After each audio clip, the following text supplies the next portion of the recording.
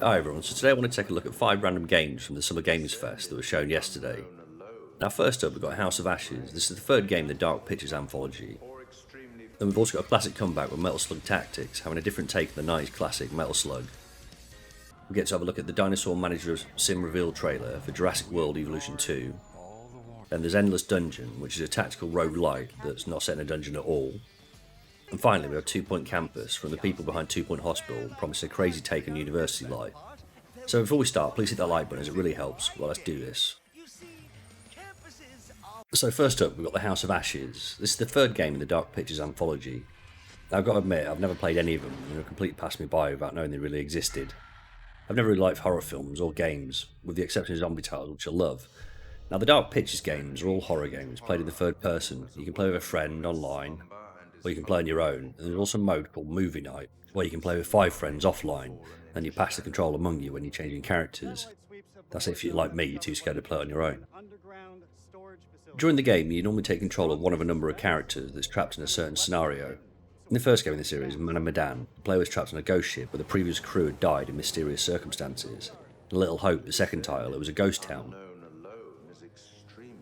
Now in the House of Ashes, this features a group of soldiers who are investigating an underground burial chamber while in pursuit of weapons of mass destruction when they become trapped. The game relies heavily on a moral compass, where the decisions you make will affect the outcome for that character. These decisions in previous games tended to favour good responses, which meant the characters were more likely to survive as a result of positive choices. The game also features lots of quick time events, where you need to react quickly to avoid possibly fatal outcomes for your character. In the previous games, the more good choices your character had made in decision making tended to lead to them having more time on these events to make your decisions. Your choices on all these decisions can be the difference between your character dying or living, and as with the previous games, there are multiple game endings available, including endings where everyone dies. The game also features dark pictures, which can give premonitions of what the future may hold, potentially warning you of your death if you take a certain choice.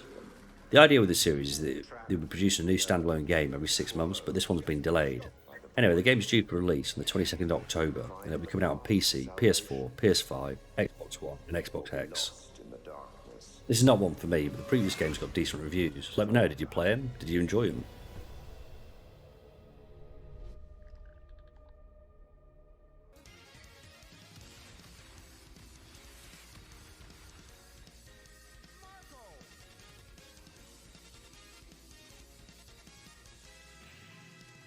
Right, number 2, we've got the revival of an iconic 90s 2D side-scroller, but for some reason they decided to bring it back as a tactical RPG isometric game, which is beyond me, unless they're just looking to cash in on the franchise. Now, there have been multiple versions of Metal Slug over the last 20 years, now all of them pretty much have been 2D side-scrollers, apart from Metal Slug Online. Now with this one, they decided they're going to go to a completely different route.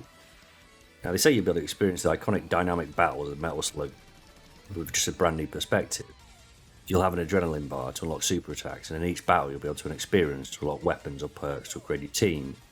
You can choose from the classic characters to create the perfect team, and you'll be able to launch simultaneous attacks using a new sync mechanic to do the most damage to your enemies.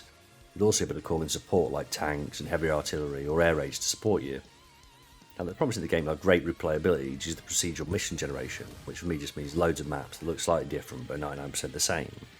They're also going to have a lot of bosses from the original game in there. For me, this seems like a money grab. Why not just make another side-scroller instead of taking a trip down memory lane but completely changing the game type? Like making Fallout the board game and expecting everyone to be excited about it.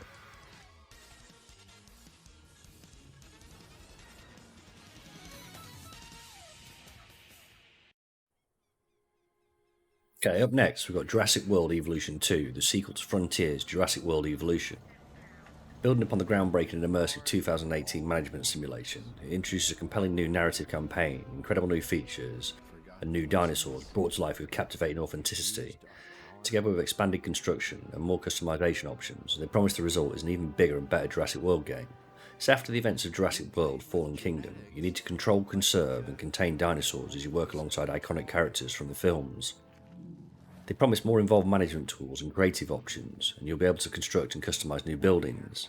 There'll be new locations to build, ranging from dense forests to rocky deserts. You'll be able to rescue and bioengineer more than 75 dinosaurs, including flying and marine reptiles, and watch them seek territory, fight and interact. There is a Chaos Theory mode, which lets you play through the key moments of your favourite films, where you can experience what-if scenarios from Jurassic World and Jurassic Park films. with each level set across times and locations from all 5 movies, and see how things turn out when you're put in charge. Overall, people seem to be looking forward to the game, and they're hoping that they build on the original game, including the multiple DLCs that were eventually released, rather than stripping out that content to release it again down the road. I do like the video, but it's just that, a video. No exact release date yet, but it's due this year. Rule number 1. Certain weapons work better on certain monsters. Learn it? Up next, there's Endless Dungeon. This is a roguelike tactical action game created by Amplitude Studios. Now, these guys have made a lot of games based on the Endless universe, and they've all got good ratings. You're going to need to recruit a team of shipwrecked heroes and venture into a long-abandoned space station, and you've got to protect your crystal against never-ending waves of monsters, or die trying. I don't want to say it's a tower defense game, but it is really. So, as you progress through the station, every door unleashes new waves of monsters, and you have to defeat all those monsters in order to progress through the next doorway. You need to pick a squad of 3 people, and the different characters do different damages that may affect one monster more than another, either through special moves or the weapons that they use. So you need to learn which weapons are best for which monsters and adapt your play to succeed. There's going to be both split-screen play and online co-op, so you can play with your friends as well as a single-player campaign. While there's no release date yet, it is available to add to your wishlist on Steam if you wanted to follow it.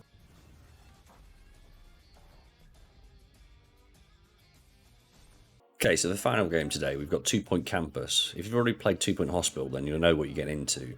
That game is very popular and it's backed up with loads of free updates after release, making for a polished game. My brother's still playing it now.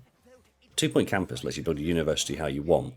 Unlike in 2 Point Hospital, where you were stuck with basic pre-designed buildings, now you'll be able to build how you want with paths, trees and bushes to decorate your campus. Now you can build individual rooms for your students if you want, or you can make them sleep in one big huge dorm room. That's obviously going to affect their happiness, but who cares about that? Now the main thing is the developers want to give players freedom to play how they wanted, so you're going to be able to build the best campus you can imagine and hire the best or craziest mad scientists as staff. Now obviously it's going to have crazy stuff in it, so there's going to be night schools where you can teach people jousting, or cooking classes with giant pizzas and pies, or if you prefer the Hogwarts route, there's magic classes where you can teach your own little army of Harry Potter wannabes. Now getting to know your students is going to be important because they'll all have their own personalities and what the things that they'll want and the things they need.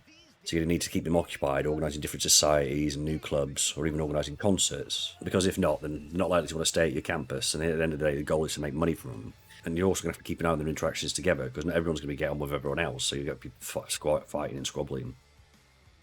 It should be a fun game. It's not going to be released till next year, so hopefully in that time we'll get to see some actual gameplay videos in the future. It's going to be released on PC, Switch, PS4, PS5, Xbox One, and Xbox X. Thanks for watching. If you're still here, hit that like button and subscribe because it really helps.